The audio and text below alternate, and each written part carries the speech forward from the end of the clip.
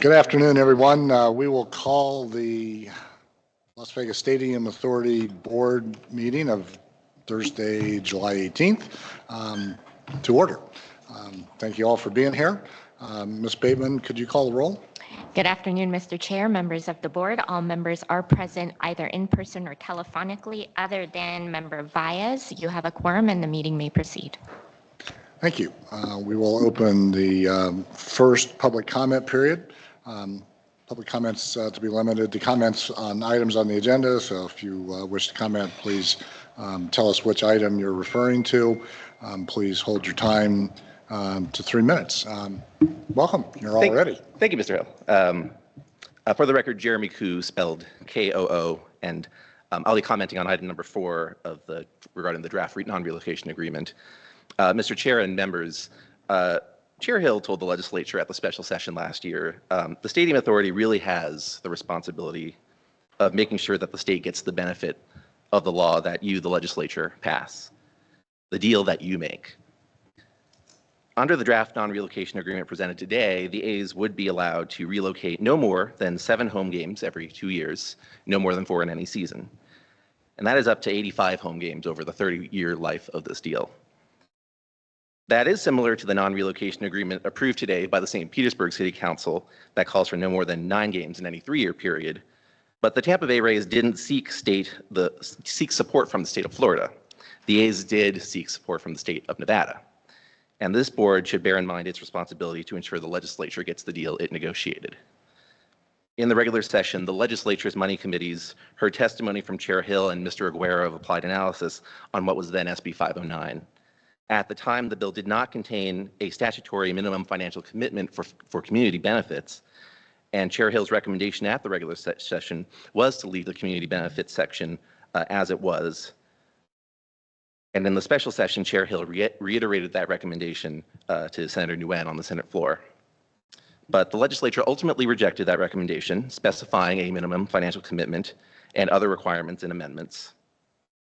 The Senate amended the bill to a $1.5 million financial commitment, and the Assembly bumped that up to $2 million and added the 2 members to the board appointed by the Speaker and Senate Majority Leader. Now, based on my back of the envelope math, which I think you've seen if you've read the letter I submitted to this board, each game relocated means $380,000 in incremental tax revenue will either be lost or A's Stadco has to find another event to replace it that couldn't have been scheduled during A's road trips or outside of the regular season. The board needs to ask itself if the legislature was aware that fewer than 82 MLB games could be played at the stadium when it insisted on writing $2 million in annual community benefits into statute. And what good are those community benefits if the community has to pay a higher tax rate or forego government services to make up the shortfall caused by relocating those games? Thank you. Welcome. Good afternoon, Alexander Mark speaking on items 2 through 5. A family walks into a talent agency and the father says, "We have an amazing act for you. If you see it, we know you'll represent us." And the agent says, "Okay, I'll take a look." The show starts with unregistered lobbyists presenting an economically debunked deal for a publicly funded retractable roof. Vegas is different, they say. Nevada politicians with misguided priorities give that billionaire John Fisher $380 million in public money while the state ranks 48th in education funding with the largest class sizes. On June 15th, the governor signs the stadium bill, and the next day he vetoes a bill for universal free meals for Nevada kids. SB 1's signing ceremony never happens. In July, reality sets in that 9 acres isn't enough, and the A's tell officials to wad up the original renderings that the stadium won't look anything like that. In September, Nevada educators file a petition to put the public funding to the Nevada voters. A's lobbyists immediately sue, so everyday Nevadans have to pay for their stadium. In November, despite no renderings or financing, MLB approves Fisher's move. Fisher then announces a big press conference on December 4th to release new renderings. On December 1st, Fisher cancels that press conference because 2 Nevada state troopers were killed. The event is never rescheduled, calling into question Fisher's use of the tragedy to delay. In January, Fisher receives a cold reception at the Chamber of Commerce event. The embarrassing "Are we alive back there" clip goes viral. In February, Strong Public Schools sues to stop the public funding, alleging 5 constitutional violations in the hastily written bill. The next day, the mayor of Las Vegas tells the A's they should stay in Oakland. In March, the A's botched the release of new renderings by forgetting the embargo, and while public money was given for a retractable roof, the stadium is now a domed, making it the first fixed dome since 1990. In April, after approval of the community benefits agreement and comments about what a great partner Fisher is, he abandons Vegas, moving the team to a minor league ballpark in Sacramento for the interim. A's staff discovered they're fired via Twitter. In April, an Emerson poll shows Vegas voters don't approve of this public funding. Big League Weekend's a dud, and the Atlanta Braves logo appears in their hype video. In May, everyone realizes Fisher's trying to play 3 seasons worth of games away from the state that just gave him public money. 1 year in, the easiest part of this entire thing has been getting money from politicians. July, no one knows where the stadium is on the lot, and nobody knows how he's paying for it. Yet we have a, quote, development deal, and its contents are hidden about 40 minutes till this meeting started. Officials continue to gaslight our community and tell us that we're just noise instead of holding this owner accountable. 13 months later, we ranked 48th in education and 47th in well-being. For the longest time, the agent sits in silence, nonplussed. Finally, he manages, "That's a hell of an act. What do you call that?" And the father says, "The aristocrats." I hope that joke does not fall on deaf ears. This process has been outlandish. The public deserves better because we are dealing with public money. Due diligence is not optional. Thank you. Thank you. Anybody else? Okay. We will close public comment, move on to approval of the agenda and the minutes. If the board's had an opportunity to review the agenda and the minutes, if there are no recommended changes, I would accept a motion to approve both, if that works. Jones Blackhurst moved to approve. Tommy White, second. There you go, Tommy. We have a motion and a second. Please cast your vote. Mike Newcomb, aye. Aye. Tommy White. Lawrence Epstein, yes. Rose McKinney James, yes. Great. That motion passes. Open comments by me and the board. First, I just want to recognize something that I saw a little blurb about this, looked into it a little further, and thought it deserved just a little more attention. It's not necessarily exactly related to the Stadium Authority, but certainly our partners at UNLV. Eric Harper was recently awarded Leadership's Playbook Administrator of the Year for public universities. I think it's a really prestigious award, and I think Eric's a very deserving recipient of it.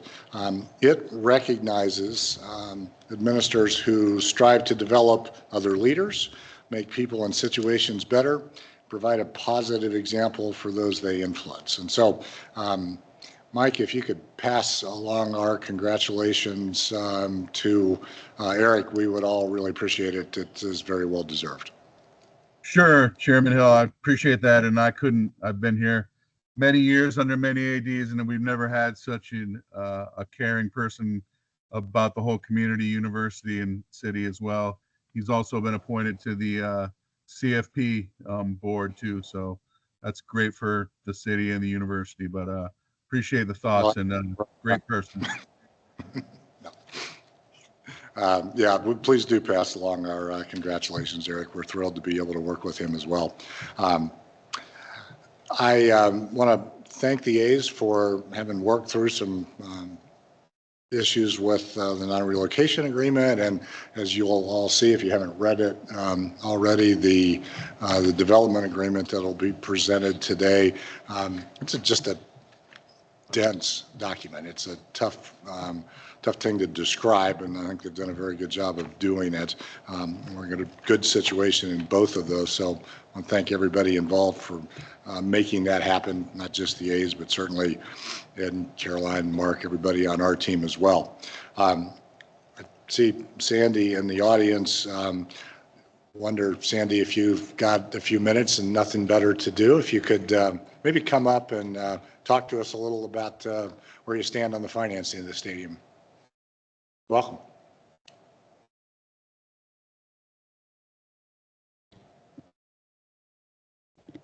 Okay, is that Thanks very much, Chairman Hill. I'm pleased to have the chance to address the board. And I've had the opportunity to meet a number of you, but for those that I haven't, my name is Sandy Dean. And I've worked with the Fisher family for more than 25 years on a variety of their activities outside of Gap Inc. And in recent years, I've spent a lot of time working on the effort to develop a new venue for the A's. I want to say thanks to Ed and Caroline and Mark for all their work on the documents, and also Steve. And hey, to all of the board members, the documents, the various documents that are being brought forth, it's a lot of material, and we appreciate the engagement on that. We obviously had a good base to start with the documents from what worked for the Raiders, but also it's still a lot of details to confirm.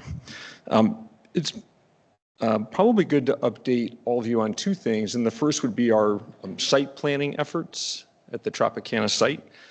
We've been working with Bally's and GLPI on the location of the ballpark and the site planning.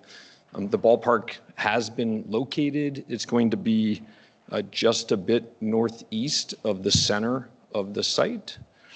And the orientation of the ballpark will be towards MGM Grand and New York, New York. So there'll be some view of those as you look out the window from the design.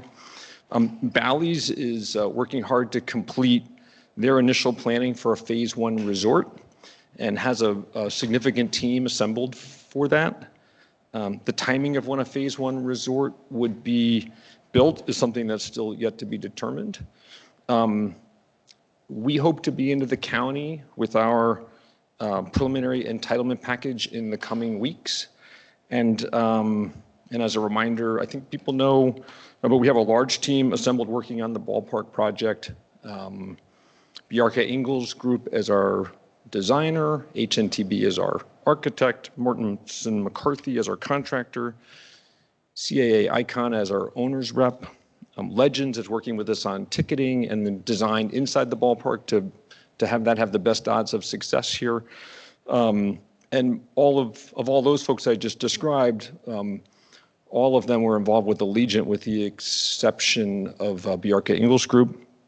We have a whole bunch of folks working on the technical design aspects of the ballpark, including Kimley Horn for traffic, Loxa for civil, Thornton Tomasetti for structural, Henderson on mechanical, electrical, and plumbing, Antanasio on landscaping, and there's a number of others.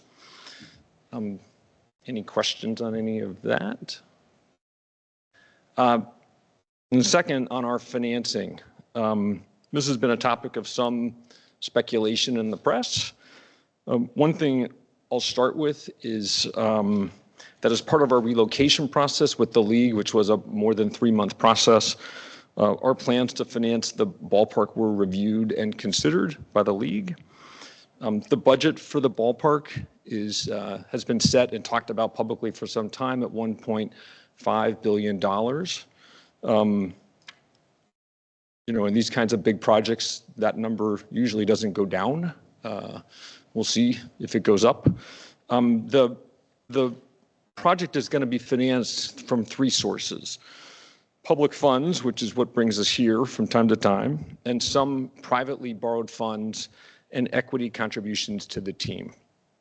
The public funds we expect will be in the range of $350 million, or perhaps just under. And it will be less than the maximum amount that was stated in the bill. And that's really a product of the amount of bonds that can be underwritten by the county based on the projections and so on that are associated with the ballpark. And that 350 sort of number is what we have expected really since the passage of SB1. The bill says 380 as a maximum, but we think it'll be a little bit less, and that's fine. The privately borrowed component of the financing, we expect to be about $300 million. We have yet to secure the debt financing. And also, I can tell you, we've had strong interest from a number of lenders that want to participate in that portion of the project. and are excited to participate in that. I think in particular because the amount of privately borrowed funds relative to the value of the team and the value of the ballpark when it's done is conservative. And then the balance will be equity contributions to the team. And the Fisher family could do all of the required equity for the project. And also, it's been reported that we think it would be a positive to have outside investors in the team, particularly investors from Las Vegas. And so we are going to talk with folks about that. And that's something we'll be getting going on in the coming months. It has been intentional to defer that until sometime soon, because we thought it would be helpful to have the design for the stadium be more refined before going out to talk with investors. I want to state in the affirmative, we are in good shape for the financing. It is something we've been planning for some time, and we'll be back with more detail on that, I think, in the fall. I'd be happy to answer any questions if that's appropriate. Yeah, thanks, Andy. Okay, thank you so much. Appreciate that update, and we'll look forward to continuing to get updates and progress reports as things roll along. Okay, thank you. Yeah, thank you. The only other thing I will mention is we will meet again in August. We will bring the lease back at that meeting in August. We will not then meet in September, and then we will look at what the right schedule is for October and November.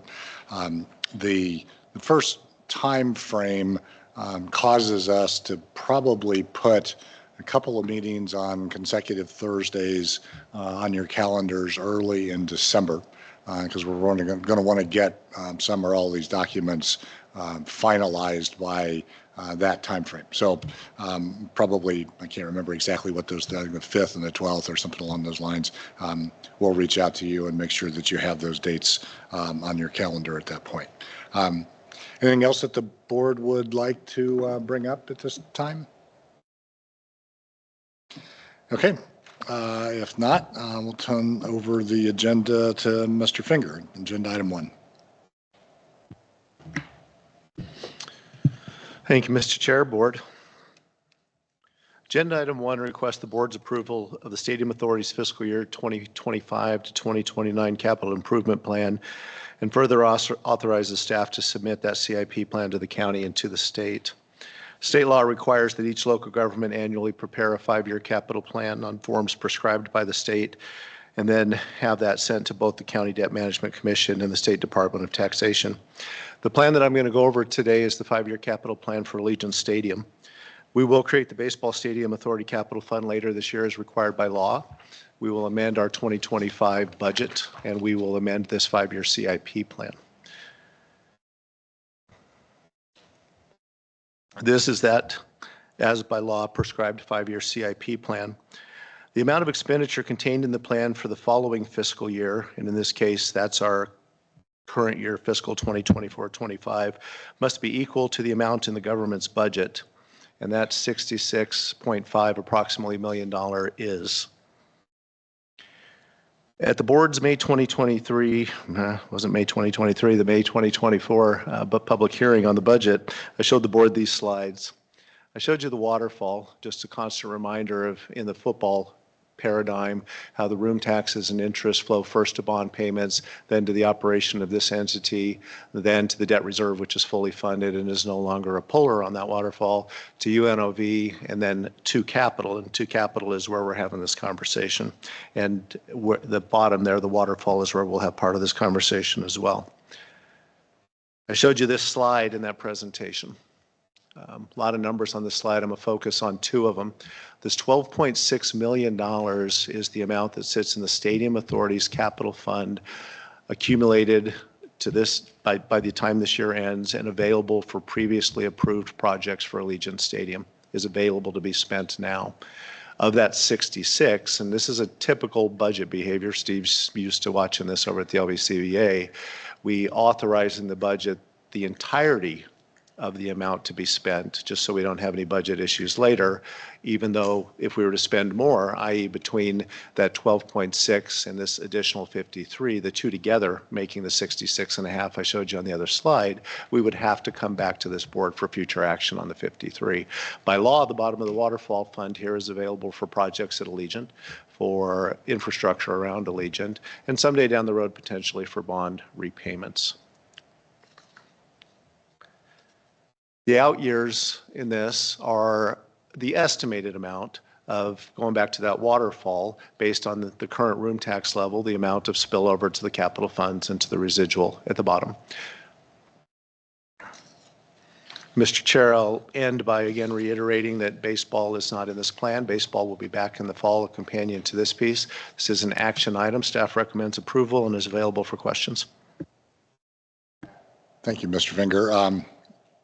Could you either call up or describe exactly what you're asking our approval of? With the microphone on, I'm asking for approval of this particular piece of paper attached as an agenda. Any questions from the board? I'd entertain a motion. Tommy White moves to approve. Jones Blackhurst, second. A motion and a second. Please cast your votes. Mike Newcomb, aye. Lawrence Epstein, aye. Rose McKinney James, aye. That passes. Great. Agenda item 2. All right, agenda items 2 and 3 are a bit procedural. In the case of 2, we're going to ask that the board consider selecting Athletic Stadco LLC as the baseball stadium events company for the Major League Baseball team. Mr. Chair, the law requires that this board approve 4 key documents prior to the creation of the sports and entertainment district, prior to public participation financially in the stadium construction, and prior to the issuance of bonds and transferable tax credits. The community benefits agreement was approved by this board on March the 21st of this year. The lease agreement and the non-relocation agreements have both been previously introduced. An updated version of the non-relocation agreement is on today's agenda. We expect, as you mentioned earlier, to introduce an updated version of the lease in August. Mark Arnold will walk the board through the first draft of the development agreement in today's final agenda item, and I probably should take the opportunity in person to introduce Mr. Arnold, who's 2 seats to my right, who is board-appointed counsel and who is meaningfully significant to our efforts here, vastly experienced in this effort of negotiating with Major League sports franchises on behalf of jurisdictions and authorities like ours. Yeah, you're doing that because I was too rude to remember to do it, so I appreciate you doing that. Welcome, Mr. Arnold. It's good to see you. It's been a while since we have seen you in town and in person. Glad to have you here. Glad you're safe. Mr. Arnold's house went through a little bit of disruption during the recent storms, so glad everybody's okay. Thank you. Glad to be here. Thank you very much. All right, so resetting on this slide, these 4 key documents, one's approved. Prior to the final approval of the last 3 you see on that slide, the law requires additional things. It requires actions of the board. The first 2, the board's findings of relocation, both in terms of Major League Baseball's approval and the team's commitment, occurred on May the 16th. The next is the board's selection of the baseball stadium events company, which is the subject of this item. And the 4th is the board's selection of a developer partner, which in itself requires a series of findings. That's the subject of the next agenda item. The requested action today, I need to not miss the mark on these and make sure you understand what I'm asking you to vote on. The requested action today is to select the baseball stadium events company. To do this, the baseball stadium events company must have disclosed to the board the identity of its owners and its managers. It must be organized under the laws of the state of Nevada and must have an affiliation with the team. Stadium events company has a number of responsibilities under the law and is the primary party to key stadium documents. Mr. Chair, staff believes that Athletic Stadco LLC has met the requirements of the law in its disclosure to the board. They have demonstrated their organization in the state of Nevada. They've demonstrated that they are affiliated with the Major League Baseball team. and they have properly disclosed the identity of key parties as required by the law. The documents attached to this agenda item are in a substantially similar state to those approved by this board for the NFL football team. Mr. Chair, this is an action item, and staff recommends approval. Any questions by the board? Had an opportunity to review the backup material. I'd accept a motion. Jones Blackhurst move to approve. Tommy White, second. Please cast your vote. Mike Newcomb, aye. Lawrence Epstein, aye. Rose McKinney James, aye. And that motion passes as well. Next agenda item, Mr. Finger. Mr. Chair, the third agenda item is going to ask this board to consider finding that the proposed baseball stadium developer partner, Athletic Stadco LLC, has, in accordance with Section 22 of Senate Bill 1 of the 35th Special Session of the Nevada Legislature, disclosed to this board as a matter of public record the identity of the person who will act as the developer partner and provided documentation satisfactory to this board to indicate that it has an affiliation with the MLB team. Mr. Chair, I'll refer back to the previous agenda item regarding the list of findings needed to formally approve the final three agreements. The selection of the developer partner is a little bit more complicated than the selection of the stadium events company. It requires 4 separate findings of this board. The first 2 are substantially similar to the baseball stadium events company requirements. They involve the disclosure of the identities of the legal person and affiliations with the Major League Baseball team. The third and fourth findings are that they need to demonstrate to the satisfaction of the board that the developer partner is able to successfully develop and construct the MLB stadium project, and they must provide to this board adequate financial security for the performance of those obligations for that same stadium project. And this ties a little bit back to what Sandy was talking about as they continue to make great progress on the project. And as we head towards the fall and ultimately towards those early December meetings, we will have a better set of numbers, a better set of understanding about this financial situation. And in addition to all of those things I mentioned with budget augmentations and fund creations, we will accomplish these other 2 findings and fill in some of the requirements and some of the necessities to complete the development agreement, which we're going to show you to in a framework today.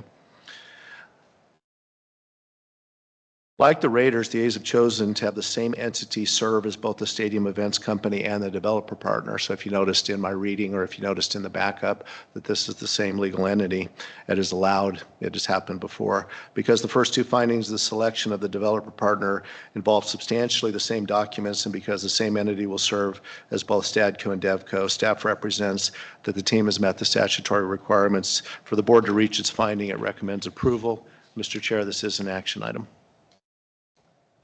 Thank you, Mr. Finger. Any questions from the board? If not, I would entertain a motion. Jones Blackhurst move to approve.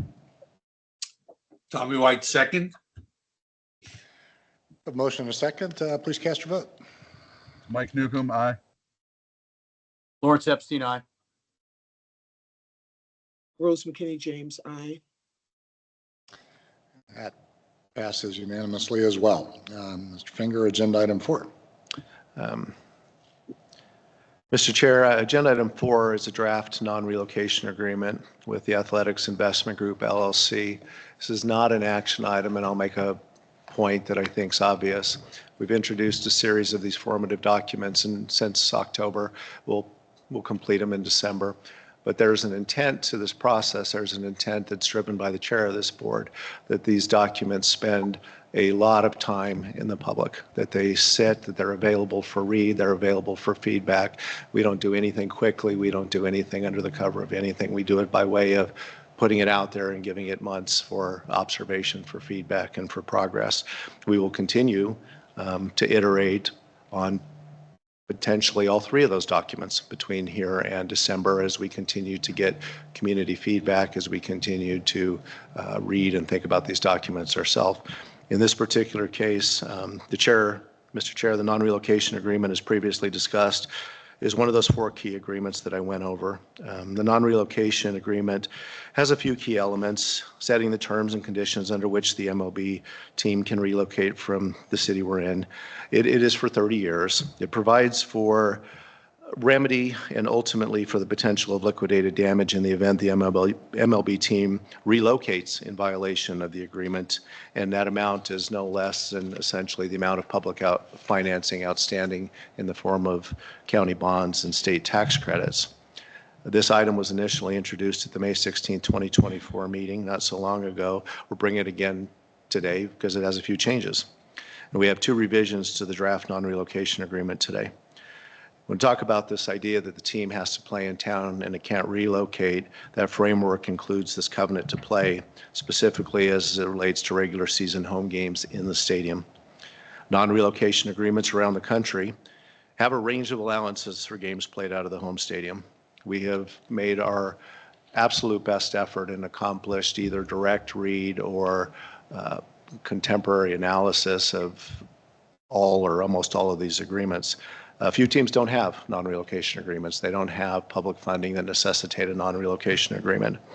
Of the ones that do, on the higher end, some contain allowances that allow for teams to play out of market as allowed by MLB rules, which in theory is an uncapped amount of games per year.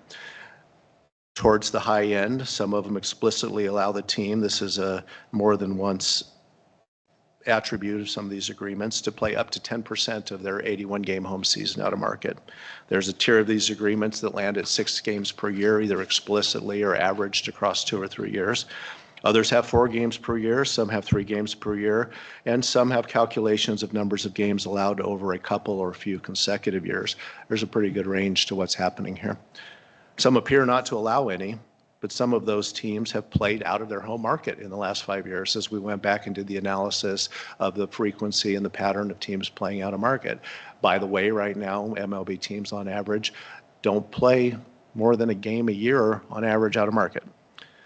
Not only is this idea that the team might be able to play international or other games out of market in some limited way a normal provision in baseball non-relocation agreements with that wide range of allowances I've described, it exists in other sports non-relocation agreements. In fact, in our own NFL agreement, it allows up to 1 game per an NFL home season has 8 or 9 games per year. We brought this baseball agreement, as I said, in May. Since then, and we bracketed when we brought it the no more than 7 games as it was introduced here. And we got a fair amount of feedback, both in the press and from the community, about 7 versus 81. And even though we said, and Mark told you guys during that we were still negotiating this and that it would change, it has. And I want you to know that negotiation with the A's wasn't contentious. It was cooperative. We're mutually aligned in the interest to have a number here that makes sense. There is a relationship to large parts of the public funding to the number of games that come out of this. So through additional conversations, we've already talked about, this draft contains a provision that the number of games allowed out of market can't exceed 7 in any 2 consecutive seasons, with an individual season cap that in a season no more than 4 games can be played out of market. And again, that's out of an 81 normal regular home season for a baseball team. The second thing that we changed in this draft is the document provides that in a situation of the stadium being unsuitable for play due to events, fire, casualty, et cetera, unforeseen events, that the team must make commercially reasonable, diligent, and good faith efforts to play at an alternate site in unincorporated Clark County. That's the draft I gave you today with those words. The previous version of this had said that geographical area would be defined as the stadium district, which is a different overlay. So, Mr. Chair, again, this item is not agendized for action. It's presented for board and public review and for feedback. It will be brought back again for before it is finally approved. Mr. Arnold and I are both available for questions if the board has any. Board have any questions? Okay. Yeah, Mr. Weekly? Yes, Mr. Finger. So, thank you. Thank you, Mr. Hill. During public comment, Mr. Coos asked a question in reference to games being played out of the figures that you just mentioned. He mentioned 85. Is it 81 or 85? The MLB regular season is 162 games, which is divided into 81 home and 81 away games. Okay. All right. You're welcome, Mr. Coos. Okay, I just wanted to make sure we were good. Thank you. Anybody else? Chairman. Okay. Go ahead. Oh, none.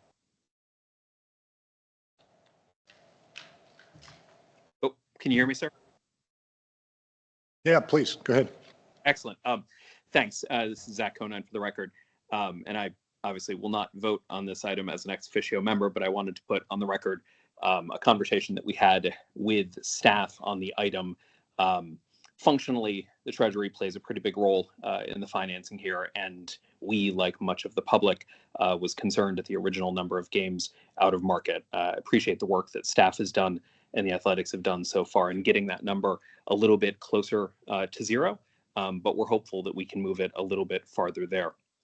Particularly, some sort of mechanic in which, if the revenue projections were met, the team would have more flexibility to move games out of market, would make us much more comfortable on the financial side. Obviously, this is a massive amount of public money, and I think we've got a fiduciary responsibility to try to get that as tight as possible.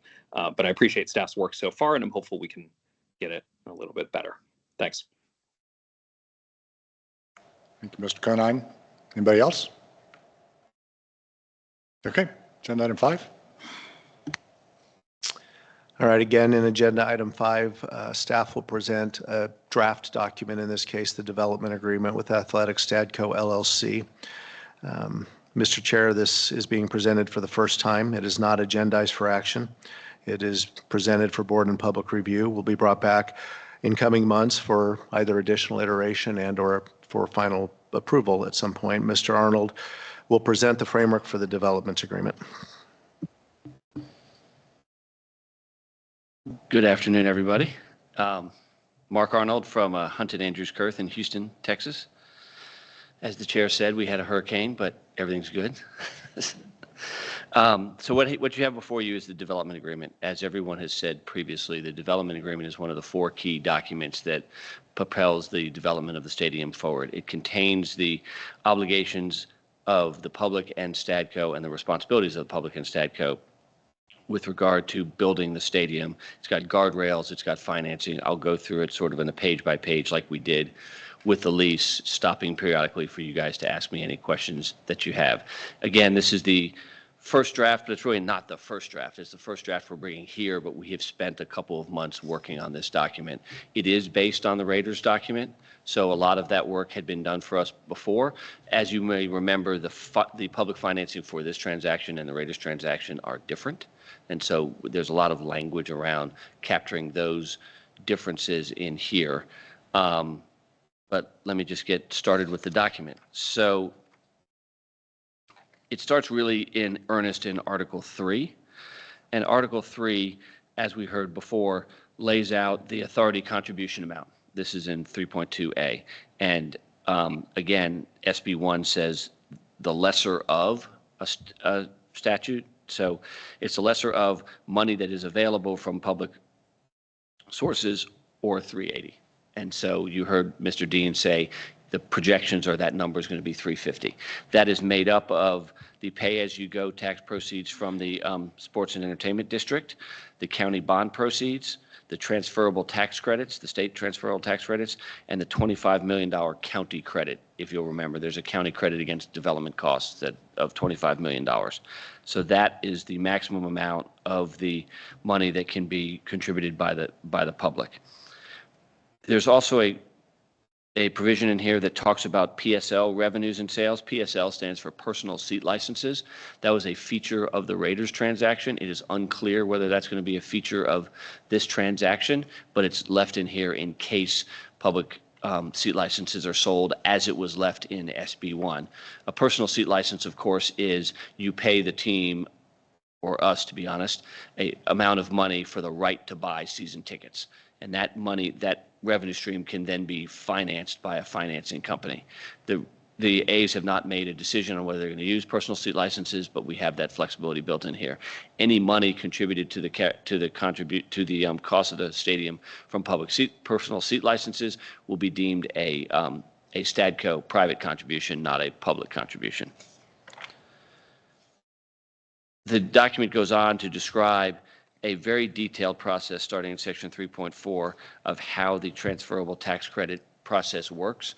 You will recall from the statute that the transferable tax credits don't get authorized all at once. There are milestones that need to be met in the construction of the stadium for portions of the transferable tax credits to be, released, if you will, and to be able to be used by Stadco.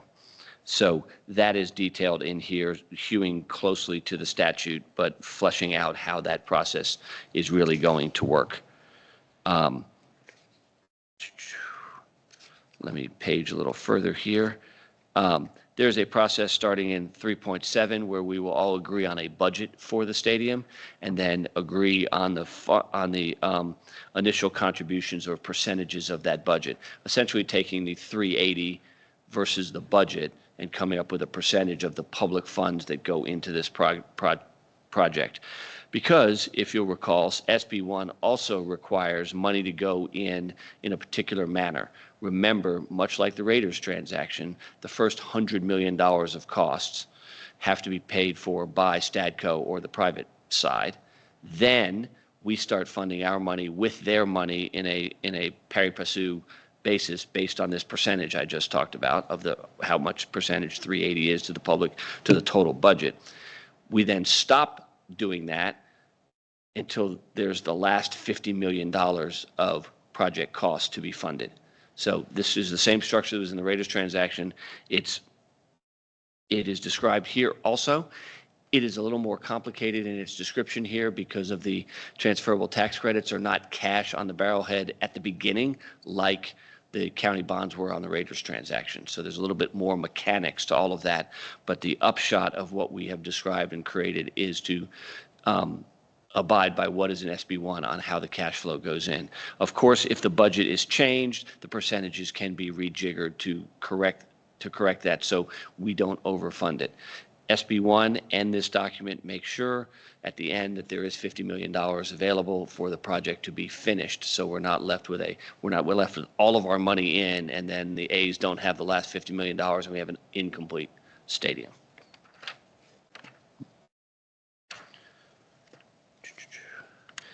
I should point out that another document that we have not talked about quite as much yet is something called a construction funds trust agreement.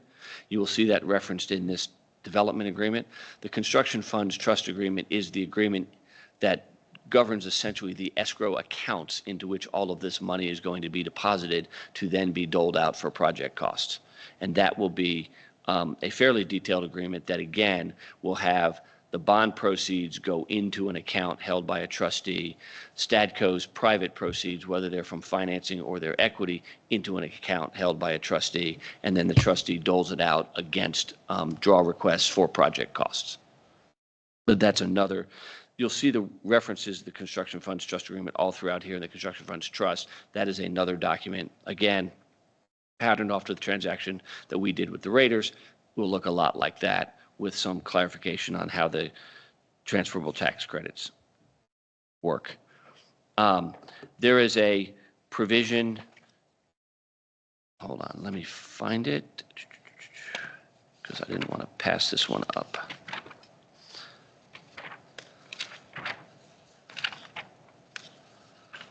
Oh, I haven't gotten to it yet, great. There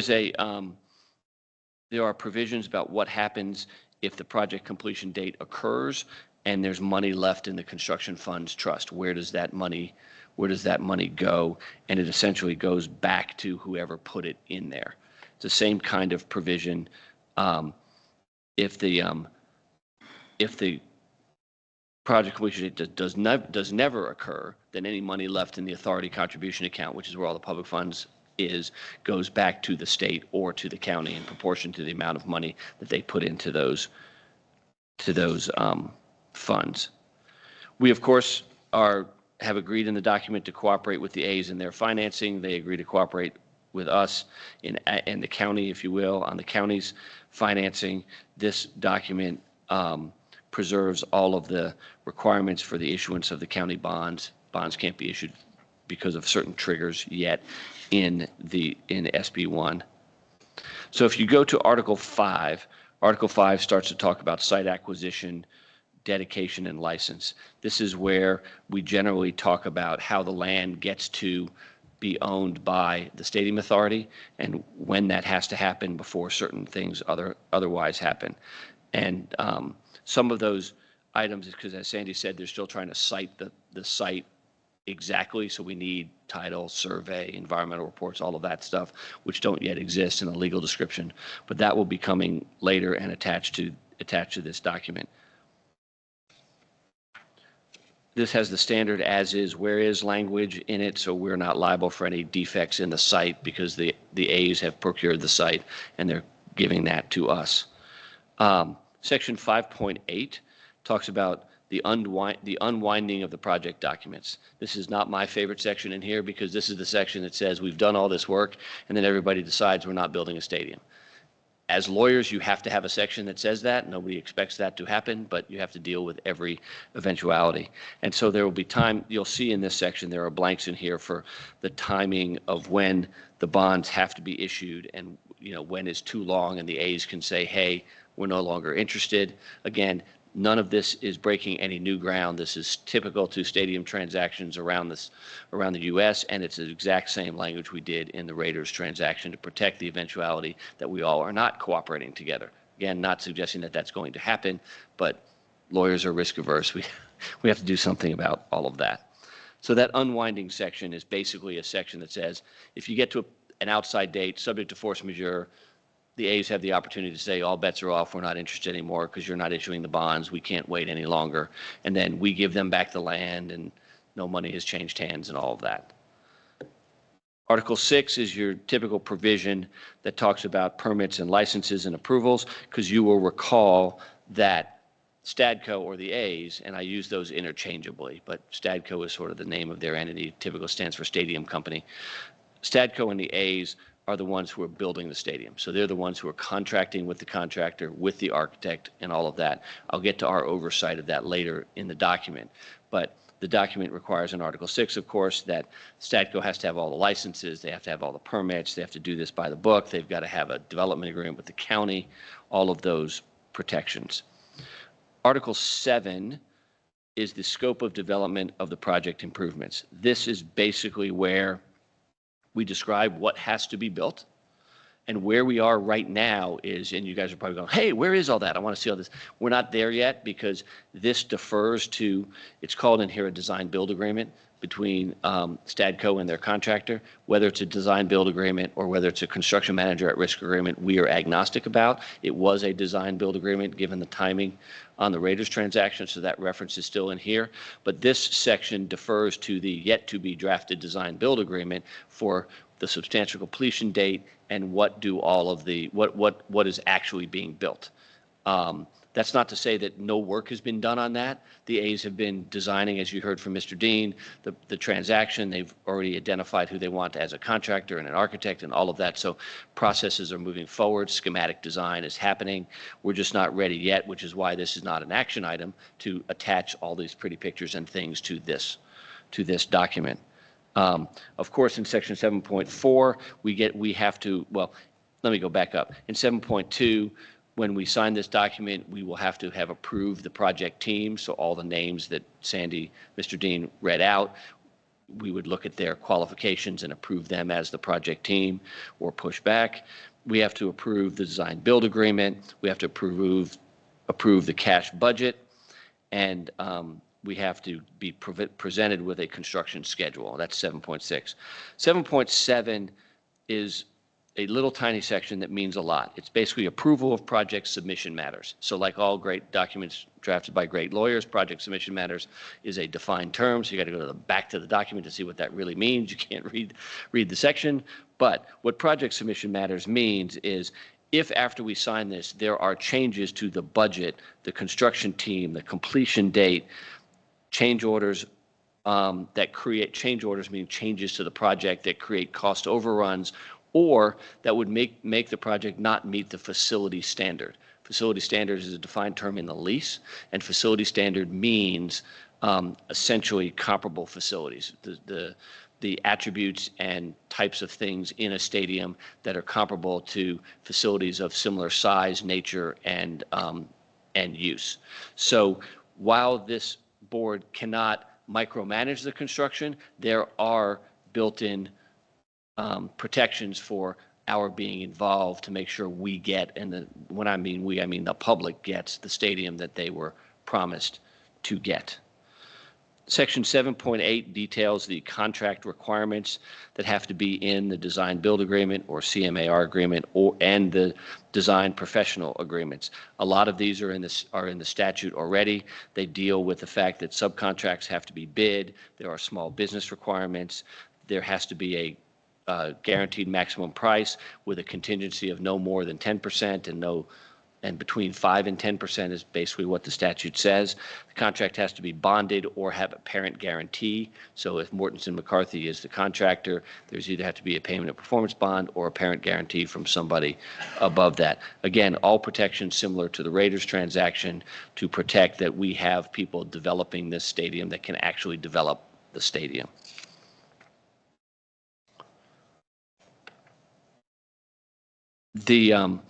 It goes on in Article 7 or Section 710, talk about completion dates, substantial completion and final completion. Those dates will be determined by us and the A's pursuant to the construction contract.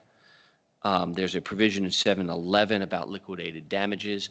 Essentially, if there's a problem and the contractor has to pay liquidated damages to the owner, meaning Stadco, those damages are split between Stadco and us based on the amount of percentage of financing funding each of us have done for the project costs. This document also has in 714 your protections on mechanics liens. Remember, Stadco and their contractor are the ones building the project.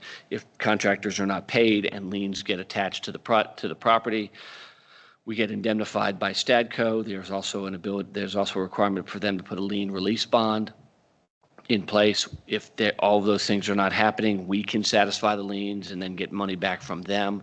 All standard protections in a development agreement. In 716 begins the sections in here talking about access to the property, if you will. This is right of entry, because remember, we're going to lease the property to them. We need to reserve the right to come in and inspect the property, figure out what's going on. We have agreed to comply with their safety rules and requirements and procedures, so long as they're not that they're similar to other stadiums similarly situated. We've also agreed in our access to minimize their interference with the construction process. But this is, again, part of the suite of things where we get to inspect the property. 717 begins the discussion about the authority construction representative.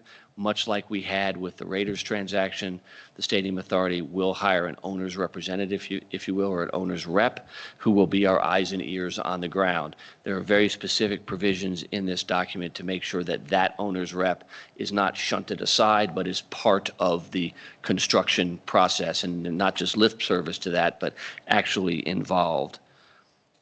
So 717C talks about all the cooperation that has to be given to our owner's rep and how we integrate in there, and we get notices of claims and we get status reports and we get to attend all the regularly scheduled meetings, all of that. So we're a part of the construction process. Of course, in Section 721, like most development agreements, we will get as-built surveys showing what has actually been constructed in connection with the project. Again, we are the owner of the project, so as it's built, we own the land, and then we also own the sticks and bricks, if you will. So we need to know what was built there, so we have the CAD designs and all of that. 8.1 talks about project reporting, and it sounds like that sort of has started with Mr. Dean coming here today. It'll be more detailed once construction starts, because 8.1 determines the monthly reporting to the board from a representative of the A's of construction process, where we are in permits, comparison of budget versus actuals on costs, where they are on the community benefits agreement, all of that structure around making sure that we are informed both with our owner's rep and now at the board meeting in public, because again, sunshine is a great thing. Article 9 are the environmental provisions. Since the Stadium Authority will own the land and then lease it to Stadco for the construction of the facility. We did not want to be responsible for any environmental contamination on the land if there were to be any. And so these provisions basically say, Stadco, you're responsible for that. Stadco, you have to indemnify for all of that. You have to remediate all of that unless it's caused by our gross negligence or willful misconduct. So Steve and Ed go out there and pour oil over everything, then it's our responsibility. But I don't imagine that they'll do that. Article 10 is a provision dealing with excusable delay. That's essentially your force majeure provision. That is the provision that says, hey, we've all agreed to do this, but if there are forces conspiring against us that are not our fault, then the deadlines are extended. But there's a process around that, like there is with most complicated construction projects. Article 11 begins the change order process.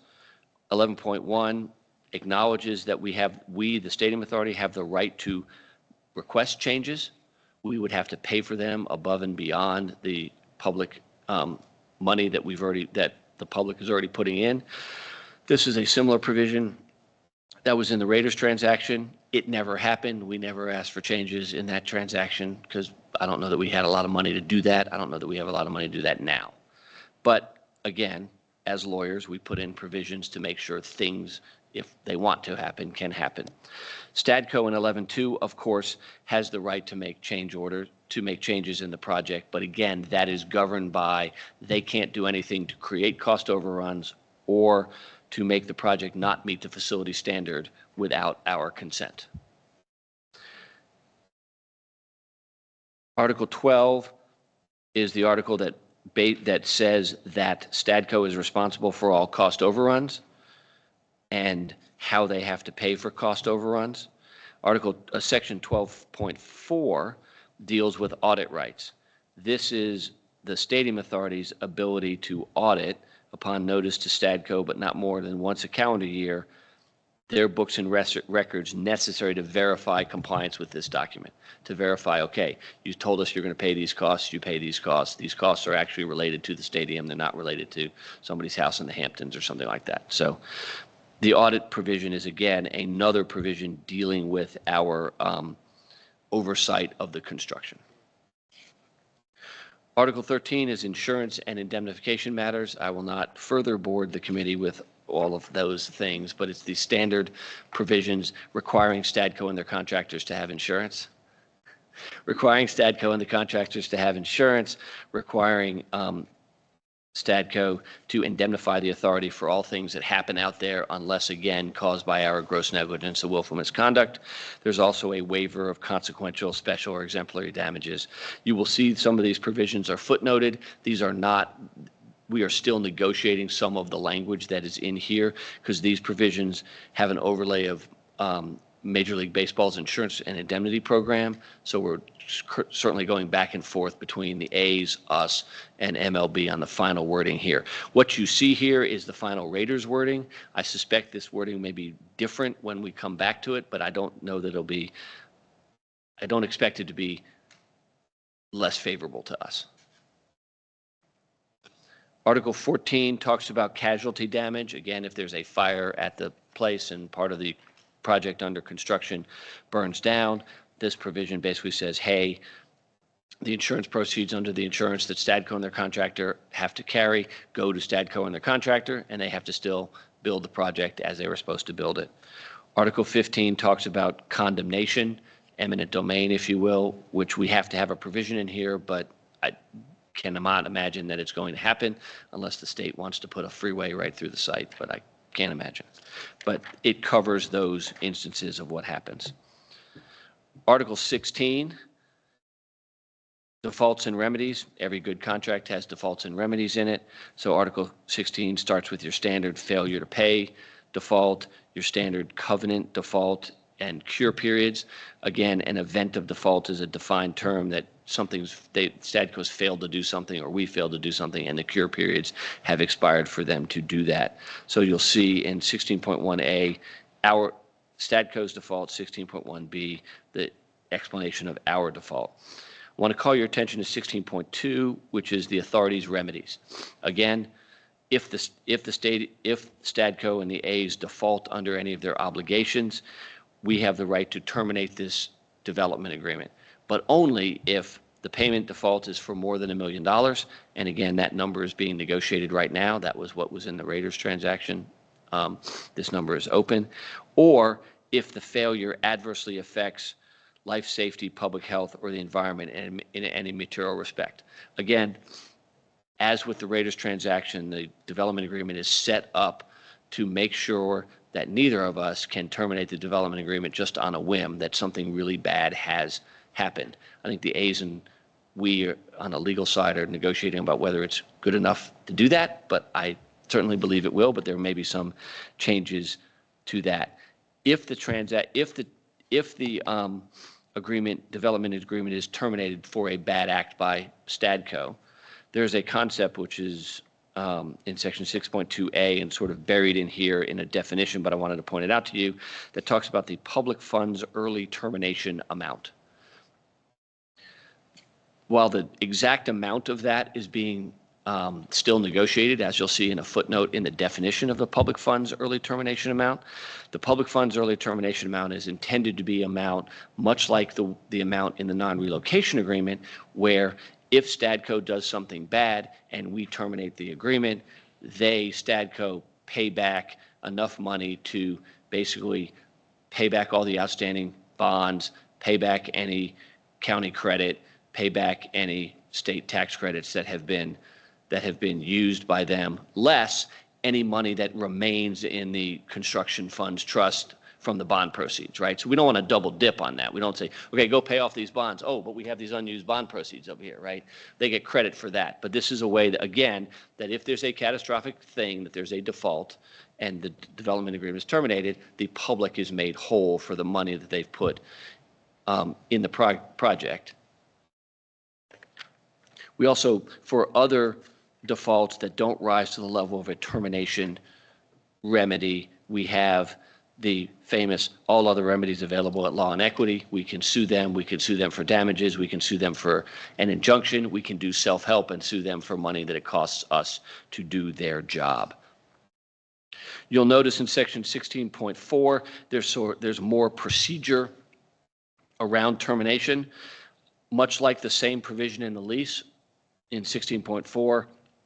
Before we terminate, we give them one more chance, one more final notice, again, with the recognition that termination is not a remedy to be done lightly. Here's yet another notice that we have to do to give them that. And before termination, 16.5, which is a new provision in the A's transaction and not in the Raiders transaction, but in the lease that we went over earlier, 16.5 requires a public hearing before the board, for the board to vote to terminate the document. So Steve, Ed, Carolyn, and I cannot just terminate the document. Y'all have to terminate the document after a public hearing where Sandy pleads his case and all of that. But you still have the right to do that. But the A's thought it was important to have that public right to do that. Article 17 deals with assignment and leasehold mortgages. Again, these provisions basically refer back to the provisions in the lease agreement. If you'll remember, the A's or Stadco cannot assign the lease agreement without our consent unless essentially MLB consents. Once MLB consents, we can't stop that from happening. And as much as I don't like that provision, it's in every stadium lease that I have done in any league that I have done it in. As to leasehold mortgages, again, if Stadco is going to get financing for a portion, and I think Sandy said something like $300 million of private financing, that lender will want to put a leasehold mortgage on not just the leasehold interest under the lease, but their interest under this development agreement also. And we have about 7 or 8 pages of that language, not in the development agreement, but in the lease agreement, that deals with protections for the lenders, protections for us, what happens if they foreclose, what do they have to cure, what don't they have to cure, all of that, which are pretty standard and hew very closely to the negotiated language that worked in the Raiders transaction. You'll remember for the Raiders transaction, Bank of America led that effort, and we're happy with our leasehold mortgagee provisions, but those are referenced here but not repeated here. Article 19 talks about dispute resolution. So of course, nobody wants anybody to be arbitrary, so we have to first mediate, then we can arbitrate, just so everybody has a seat at the table and a time to argue their case and don't have to go through the expense of litigation. Article 20 talks about adequate financial security, and this is part of a finding that we did not make today, but we will eventually have to make before we sign the development agreement, which is that Stadco and their contractor have the ability and the financial ability to pay or Stadco has the financial ability to pay their portion of the costs, whether that is some sort of proof of here's our financing and here's how we're going to get the equity contribution. Remember, in the Raiders transaction, it was a series of commitment letters from lenders because the Raiders were not using any of their own equity money. Here, as what Mr. Dean said, you're going to have some third-party financing and then some equity money from owners of Stadco. So we'll have to figure that out, and this is the placeholder for all of that, for you to make the finding and agree, yes, we now believe when we sign this that, okay, we have our money, they have their money. Article 21 begins the miscellaneous provisions, which I don't have to go through. They cover things like waiver for governing law, waiver of jury trial, time of the essence, all of those things that lawyers gloss over, and then when you get into the lawsuit, everybody looks right here to figure out what all that means, but we spend a lot of time on that. And then this is, of course, followed by definitions, and you will see where the definitions are footnoted.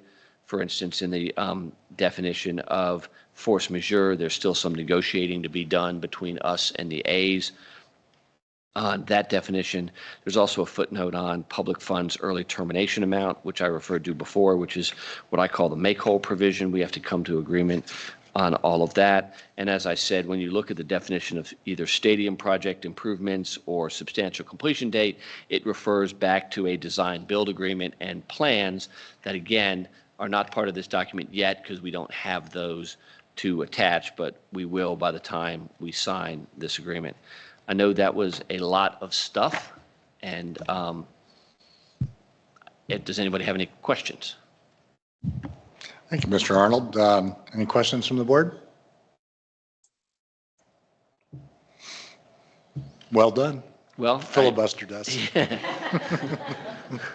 Well, I mean, seriously, if anybody has any questions, let us know. And we still have, there are some issues in this document that go over into the lease that we will be spending the next week or two trying to nail down so we can be prepared for the August 15th board meeting or whenever that is in August. And I don't expect this agreement to come back in August because the detail that has to go into this agreement is plans, specs, design build agreement, all that stuff, which will take the summer for the A's to get together to figure out, make it all work together in here. Yeah, great. Thank you very much, and thanks again for being here. With that, we will open, unless Mr. Finger, you have anything else, we will open our final public comment period. If there's a member of the public all queued up and ready, please address us. Thank you. Thank you, Mr. Chair. And once again, for the record, Jeremy Koo. Mr. Chair and members, first to clarify for Member Weekly, the non-relocation agreement, it calls for no more than 7 relocated home games in any consecutive 2 years. And so you multiply both by 15, you get 85 games over 30 years. That would be if they exercised all of their options. So that's just a few more games more than one MLE season. The main reason I rose to speak is to ask this question about the application of NRS 361.157 to both Allegiant Stadium and the baseball stadium. Does the operating company of each stadium have to pay leasehold tax equal to what the property tax would be if the stadium authority was not exempt from property tax? For background, NRS 361.157 provides that when real estate that is exempt from taxation for any reason is leased to another person in connection with a business conducted for profit, the leasehold interest is subject to taxation, and NRS 361.227 subsection 3 provides that the lessee's tax bill is the same as if it was the non-exempt fee simple owner of the land leased. In Clark County Sports Enterprises versus City of Las Vegas, which the Nevada Supreme Court decided in 1980, that court affirmed the eviction of the operator of the Las Vegas Motor Speedway for a breach of a lease covenant to pay all taxes, including leasehold tax under 361-157. Because the racetrack's operator was a private company using exempt real property, the city's, to conduct a business for profit. So it's been widely reported that the A's and Raiders are or will be exempt from real property tax under their respective legislation because the projects are deeded to the Stadium Authority, and the legislation provides for that exemption. But I'm puzzled by why 157 wouldn't apply to the A's and Raiders running a business for profit on land owned by the Stadium Authority that is exempt from real property tax. I've seen estimates that the annual property tax bill for Allegiant Stadium would be around $17 million without the exemption, and I believe the baseball stadium would be in the ballpark of that.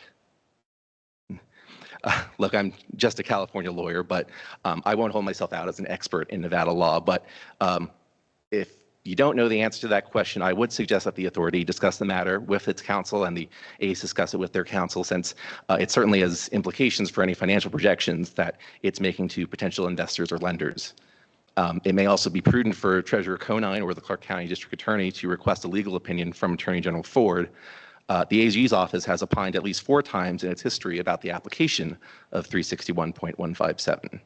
And my last point, if the A's and Raiders ultimately seek a legislative change, they should make that known before early voting starts in October, because the Nevada voter deserves to know who supports and opposes a tax break for the A's.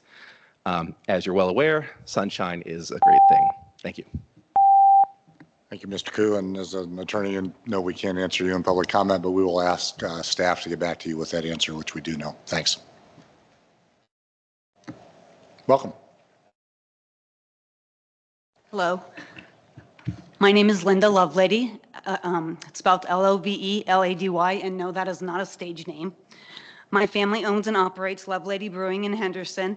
Our brewery is located on Water Street, and we also have a tap room at Green Valley Parkway in Pebble. However, today I am here on behalf of the Nevada Craft Brewers Association. Currently, the organization represents the majority of craft brewers in the state. The NCBA was established in 2015 with the mission of promoting the development of the Nevada craft beer culture, supporting Nevada's breweries and brew pubs, and advocating for more modern laws in Nevada. I have sat on the organization's board as a legislative chairperson since 2020. As you are well aware, the first paragraph of the Community Benefits Plan for Allegiant Stadium states that was developed to ensure the greatest possible participation by all segments of the local community in the economic opportunities available in connection with the design, construction, and operation of the stadium. This sounds amazing, but the reality is the Nevada craft beer industry has virtually been shut out of Allegiant, and we want to make our voices heard so that the same does not happen with the A's ballpark. I understand Allegiant Stadium has approximately 1,100 beer tap handles. However, Nevada craft beer is served on less than 1% of these taps. Is this really the greatest possible participation in the operation of the stadium for the Nevada craft beer industry? Why should you care? Why does this matter? Why should local beer be served in Allegiant Stadium or the new A's ballpark? Craft breweries employ Nevadans. They support their various Nevadan communities, and for a stadium or ballpark, most importantly, pay Nevada taxes. By offering craft beer made in Nevada, the stadium or ballpark is supporting Nevada's economy. Nevada craft brewers produce award-winning beers. Nevada breweries have won awards at the Great American Beer Fest, the World Beer Cup, and the Australian International Beer Awards, just to name a few. By offering craft beer made in Nevada, the stadium or ballpark is showing its pride in its local product. Locals want to support locals. By offering craft beer made in Nevada, the stadium or ballpark is helping to build a stronger community, Nevada community. Tourists come to Nevada to seek out unique adventures and flavors they cannot find at home. By offering craft beer in Nevada, the stadium and ballpark enhances the tourist experience. Thank you for your time and consideration. Anyone else? No? Seeing none, this meeting is adjourned. Thanks, everybody, for being here. Have a nice weekend.